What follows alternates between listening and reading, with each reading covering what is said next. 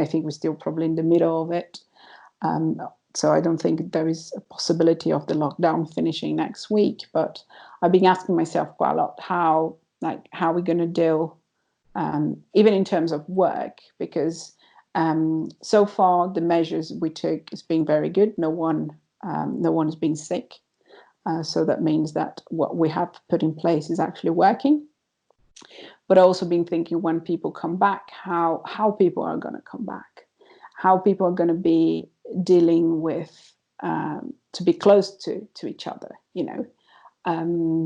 have someone that is working at the moment that is washing his hands so much that is bleeding, and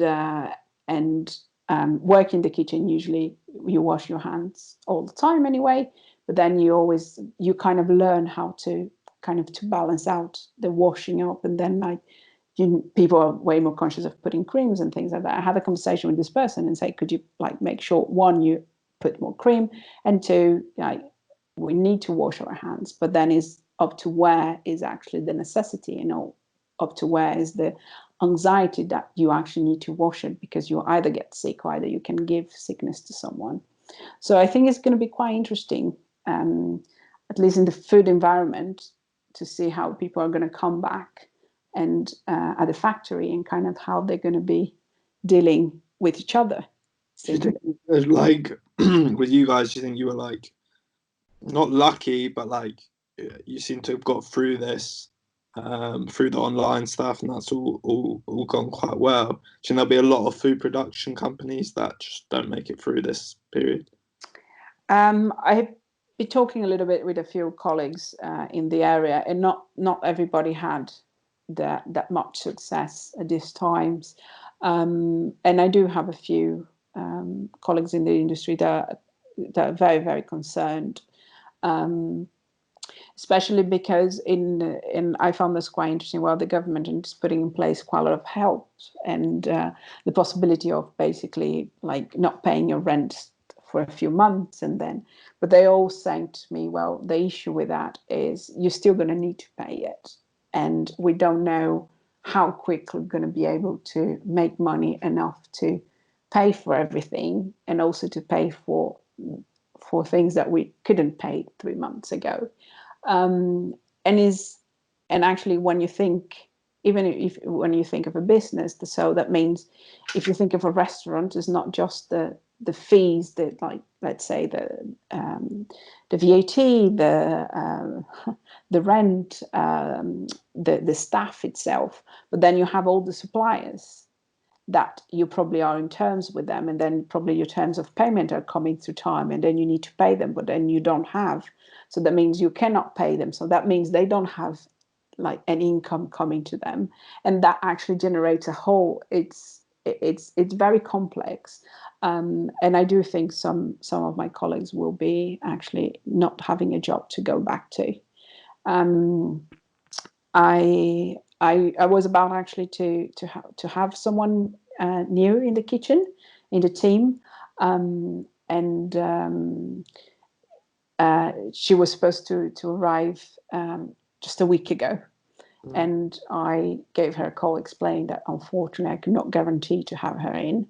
And I was very, very happy with the fact that she managed, because I said to her, look, if you have any possibility of talking to your boss at the moment and tell him if you can stay, because you cannot have the job anymore. And she actually, and thankfully, she actually was able to keep her job, which actually relieved me quite a lot of even though I knew there was nothing that I could do about it, but it's this social kind of oh, wow, okay, I could have actually got her to resign to come to us and actually not be able to actually get her. So, and she shared with me, because we had a long conversation and she was fine about it, but 6 people on the team that she was at were told to go home. So it is a big impact. Do you think all the jobs will bounce back? Do you think it'll be a quick recovery, or it will be slow? I don't know. If I had a magic ball, it would be great.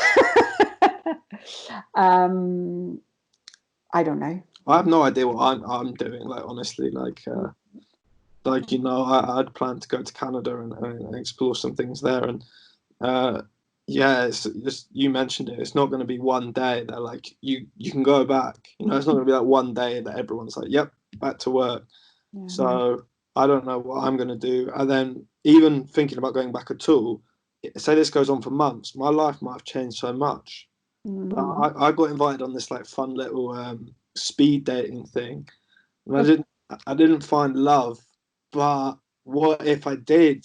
Or what if, all these things happen? What if I get like, I've been doing little bits of work here and there for other companies and for myself, and what if my thing did really well?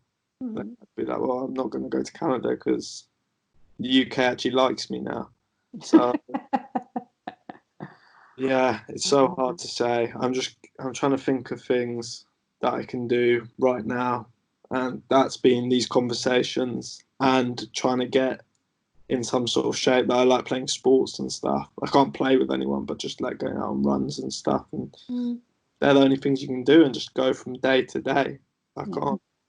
Luckily, I saved a bit of money because I was supposed to be spending it over there. So, but it's hard to say with anything, isn't it? Because we're only right at the start. Yeah. And I think you said something quite good, is like concentrating on the now and then. I think as human beings are very good at thinking of tomorrow and not thinking of what's going on the day itself. And I think presence is something that is quite important.